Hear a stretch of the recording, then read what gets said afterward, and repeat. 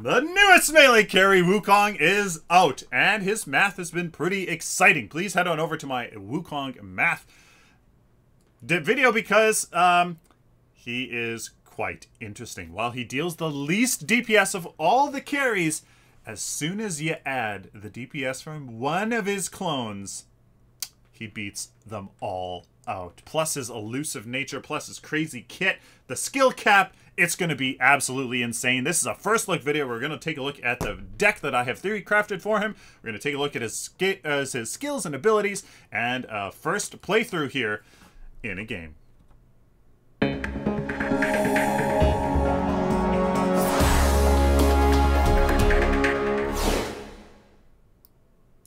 Alright, ladies and gentlemen, take a look at this theory crafted deck I have done for him. Diddy Kong 100% crit. Yes, that is right. We are doing 100% crit. You want to know why? Because besides Revenant, Wukong, it suffers the least out of all the carries from going with 100% crit.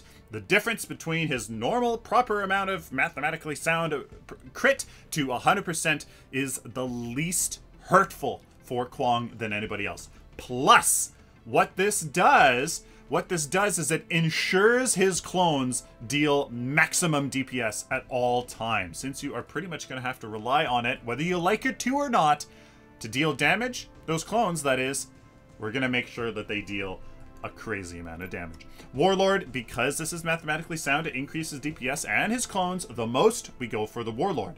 Now in the early game, start with the cast token, healer token, because he is melee.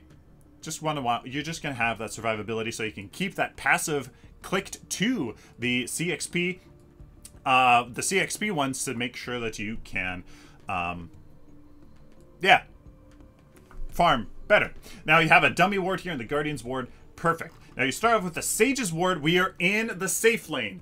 Wukong, I think in the jungle, I don't think so, to be honest with you. I've heard rumors that he's already been like, in the jungle. He really can't gank that much. In the off lane, the clone part is actually really interesting. You could actually really end up, you know, being safe in there, plus the CXP. I'm not sure. In the off lane, it would be interesting. But I think in the safe lane, his snowball nature is just going to be absolutely ridiculous. So we're going to be in the safe lane right there. So you start with the Sage's ward, as you just need that power and that ward. First you go into a whirling wand. First you go into a Wind Carver Blade, another Wind Carver Blade, this, and then two whirling wands, believe it or not. Two whirling wands. He likes his attack speed. Then you go into this Wind Carver Blade with a 2 kinetic and a 3 cast. Don't get this 3 kinetic, because what you're going to do is get rid of both your Wind Carver Blades, this whirling wand, so you'll only have this one left over. Get this Spear of the Rift Hunter fully upgraded. Get this Sword of the Altar fully upgraded, and you will have transitioned into crit optimally. You'll be doing the same DPS as before, but with crit now. And then after that, you finish off this Wind Carver Blade. Or you finish off the Spear of the Rift Hunter here with this crit, just to rely on that consistency. Then, that's the build. The endgame build, Sword of the Altar, this Wind Carver Blade, this Whirling Wand, or one of the Whirling Wands, this Spear of the Rift Hunter, this Spear of the Rift Hunter, and this Sage's Ward. Alright, so it's always really interesting to see where these bots put us. Doesn't really matter for us, we start with a cast token, healer token anyways, but the bots have actually been doing a much better job, guys, believe it or not, at kind of what roles and lanes you should. So we're gonna see here, what do these guys do? Look at this amazing skin. Oh man, it's so good. Where are they putting us? Oh, steel support. I think Grex is the jungler. Well, pretty much has to be. And then FaZe in the off lane. Okay, so they are putting us in the safe lane. My gut tells me that his passive here, controlled aggression, the offensive stance, you get the bonus CXP. So I think my gut says to me that we should be able to really utilize that quite a bit. Obviously, guys, these bots are whatever, but we're just gonna see. So my gut is that the fact that you can snowball even more so in the safe lane, it's just gonna be nuts. So it's just gonna be nuts. Now, I'm gonna think that we go for our E, and I think that's what we're gonna have to go for. How do we know? How do we know what stance we're in? How do we know what stance we're in? How do we know? Oh, how do we know? I am so confused. How do we know what we are? Oh, there we go. Oh, okay, so look at that. You can see it. You can see it right there. Look at that. So this minion right here. This minion right here is the one we need. This is the one. You can see it has a nice orb on it that we can make sure that we attack here and get this last hit from. So look at that. So where's that CXP? Does it show up 100? Okay, very interesting. So obviously I think that's the one we're gonna definitely need to get 50% of spotted minions. Can I? Ooh, look at that. Okay, so so it's gonna be very interesting to see how you and your support can make sure. Okay, well, this thing is going to be being really aggressive.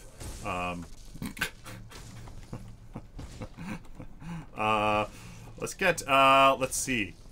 Let's get Staff Legend, I guess. Where is our steel here? So yeah, the next one here is going to be the right click, and we're going to see here if I can. Oh, I missed that last hit there. You can see that. You missed that last hit. Staff of Legend, just so you can maybe, probably, especially against an enemy caster in the offlane, an offlane caster, definitely gonna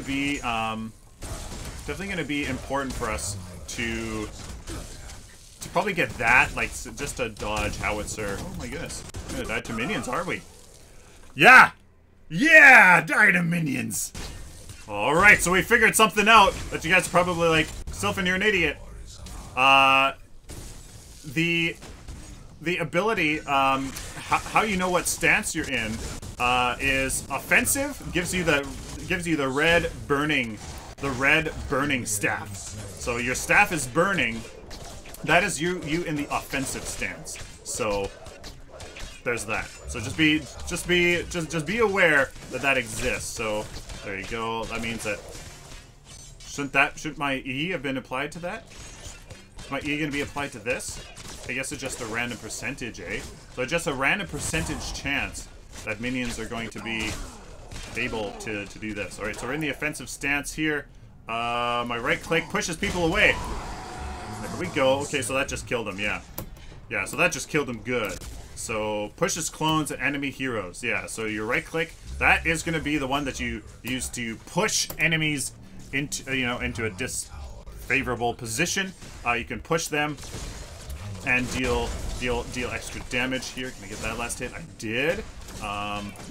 Didn't get that here. We got that one good. So that's that one. But in the evasive, that's the directional leap. So I'm already feeling overwhelmed with all of the possibilities of him. I really am, to be honest with you. So this is going to take time, 100%. 100% this is going to take time to get used to that. So our E, let's see. So the E is upgrading the E is going to give us more health back when we kill those minions, but also more CXP. So you can see 60 CXP is gonna be what it goes up to. And then our Cloud Walker reduces the duration, increases the movement speed, slow, and the damage. Personally controlled aggression, especially here in the safe lane, is gonna be really important. So your right click has an active. Your E is the one that you can use to switch your stances, and your Q is all passive as well. So I'm gonna knock this Iggy Scorch there away. Let's see. So all I have to do is double jump, and then my... Yeah, there you go. Okay, so you only have one. You have 2 buttons. You're a 2-button hero. Interesting. See, now, if I go and move behind the minions... If I move behind the minions, does that mean my passive has to be on these heroes? It doesn't look like it. Where's my passive?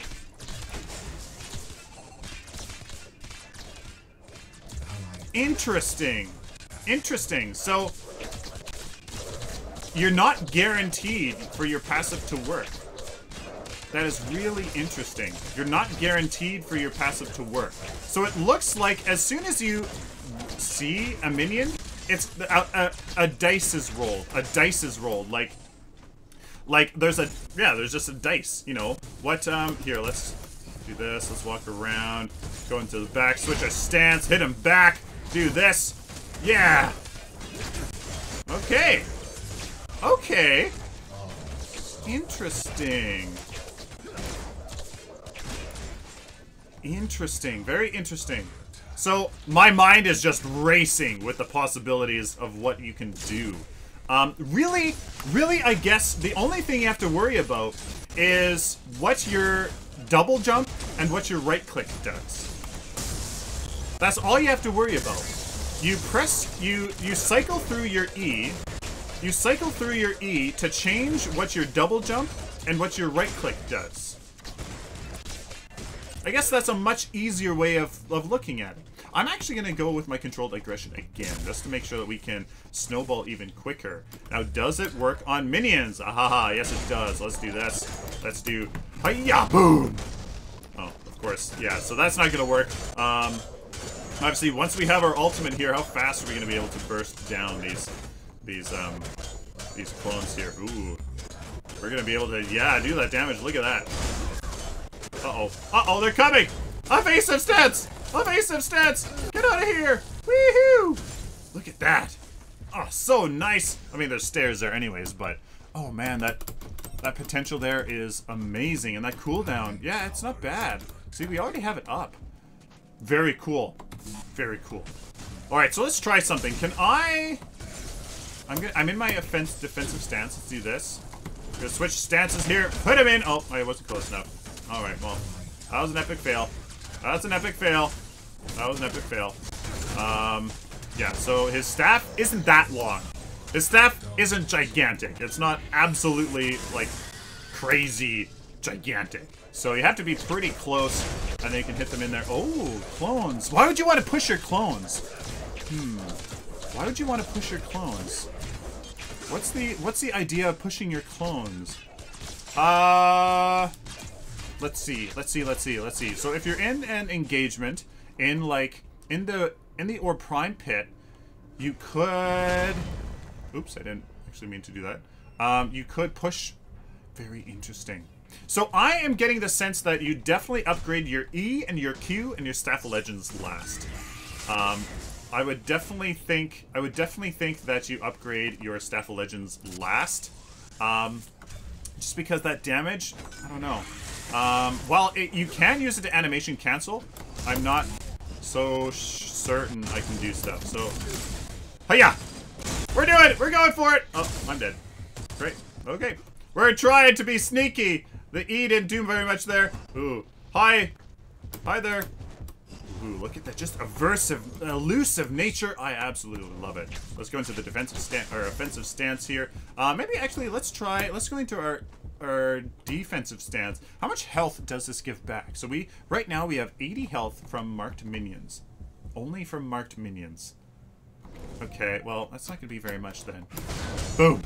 Let me do that. Let me do this. I'm going to switch over my defensive stance. Oh, yeah. Alright, well, basically none of those were marked. So, you can't... I don't know, how effective is that? How effective is that really going to be? How effective is that really going to be? I mean, do you just want that CXP? I think you just want that CXP. Alright, so I don't think... Is that health back on kill really going to do much? think so. Alright guys, we're gonna see his wave clear. His wave clear on minions is insane, but let's see his tower clear. Oh my goodness, look at that. Oh dear. Oh dear. You know, his offlane viability might exist. He might be viable in the offlane. I mean, yes, his I mean, it depends. Oh man, 25 CP. Do you think 25 CP we can kill raptors? No. Let's get one more card and then we'll do it. So let's do this. Boom. Die, Bellica. Go deeper into my tower. Oh, not much there, but I can see. I actually can see the viability of pushing those clones, because you spend so much time. Well, you know, hopefully a bit of time. You know, hitting a target, getting those clones up. So when you then displace the enemy with your right click, you send those clones back to them. So I'm gonna die again, aren't I? Minions hurt. Wukong's squishy. He's squishy. He's super squishy. You have to rely on his elusiveness to just kind of survive. So that's definitely very much evident so far. Absolutely very much evident so far. All right, Raptors at the 28-minute mark.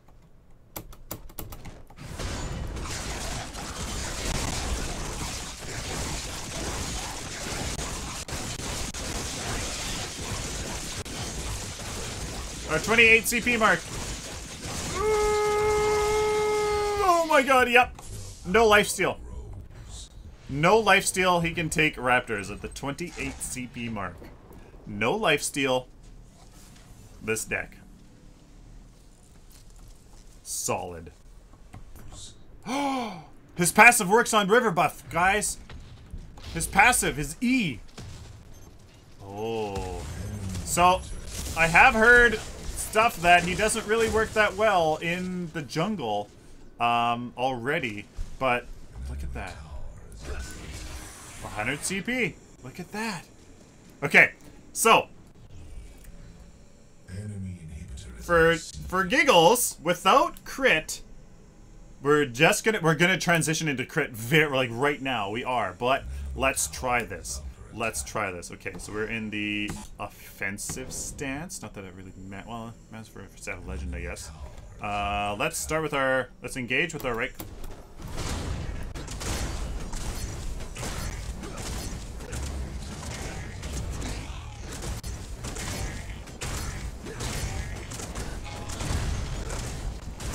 Nope! Nope! Nope! Get out of there! Okay, no. So he needs that lifesteal. Chat, they brought me into it. It's obviously not gonna work. So I have enough CP to go into our crit now, that perfect transition point here. Let's see, before we do that, how this goes.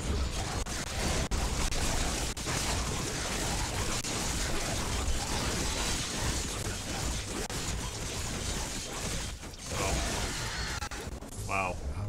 Well, almost just as faster than before. Maybe I started with less health, but very fast. Guys, the DPS is insane. It's great. Absolutely phenomenal. All right, so the transition point here, I'm gonna start doing this for my carry decks. It's kind of complicated. So we get rid of everything but one Whirling Wand, and we go for the Sword of the Altar. The one Spear of the Rift Hunter.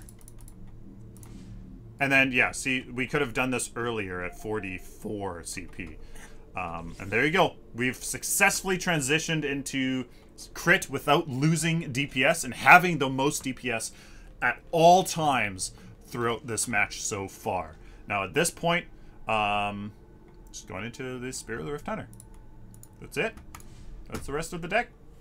100% crit, because we want that consistency for our clones. Alright, so we're doing crit here. We're doing crit. I have 47 CP equipped right after the transition point into crit. Oh yeah, look at just melted. Look at just melted. So he can solo or prime at 44 CP.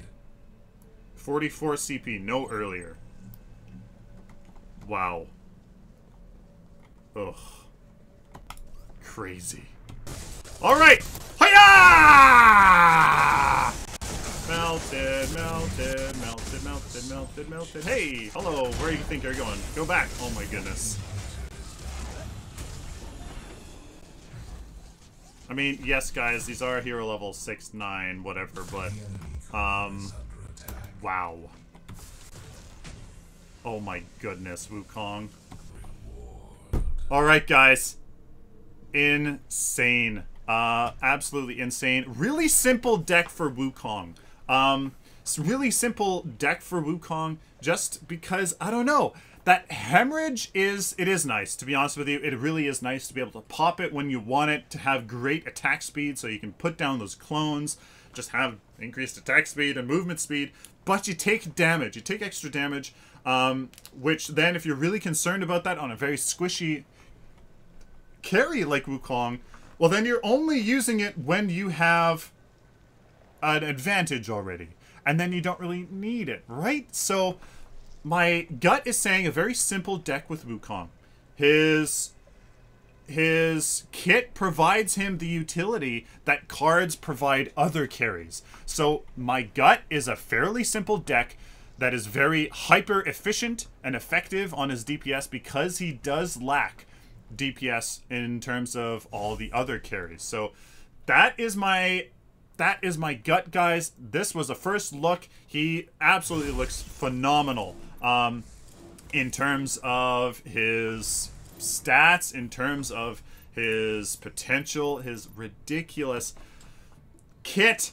Really, guys, I think that what I have learned from this first play myself is that his passive is really important. His passive is really important in the safe lane. You can compound the safe lane farm like craziness. In the off lane, I don't know. If you have a high harass duo that you're going up against, I don't think Wukong is the one for you. If you're going for somebody, if the enemy picked another melee carry and a very not harass support, I would definitely maybe pick Wukong in that scenario. Every other scenario, personally, I don't think I would. In the safe lane, his passive can just snowball like crazy, and, you know, the rest of his kit is great. Really, I think he's just a 2-button hero. He's a 2-button hero. You press E to switch you press your passive to switch stances, and that affects your right click. Either it's a directional leap, which I didn't even use, or it's just an attack, which you can use to animation cancel and push people back. Or it affects, or your stances change your spacebar or your jump. So really, I think he's kind of like he's the 3-button hero. You change your stance, which affects your double jump or your right click. Really quite interesting. Not as complicated as maybe I thought he was in terms of like pressing buttons, but actually executing it maybe a bit more. So there's my first look, guys. There's the deck. The deck will be in the video description. I'll have it all updated on my website. You guys could take a look at that. Very simple, very nice and easy. No hemorrhage. I don't know. You guys have to convince me otherwise, but let me know what you guys think. Please like this video if you like it, dislike it if you dislike it. Please share it with the community, as Wukong is really, really hyped. He's really hyped, and I personally like him quite a bit too. Please subscribe if you guys like this content, or if you found it useful, especially if you found it useful. So I'd really love to be able to do it for you again in the future. Till next time, like always, guys, stay optimistic and positive.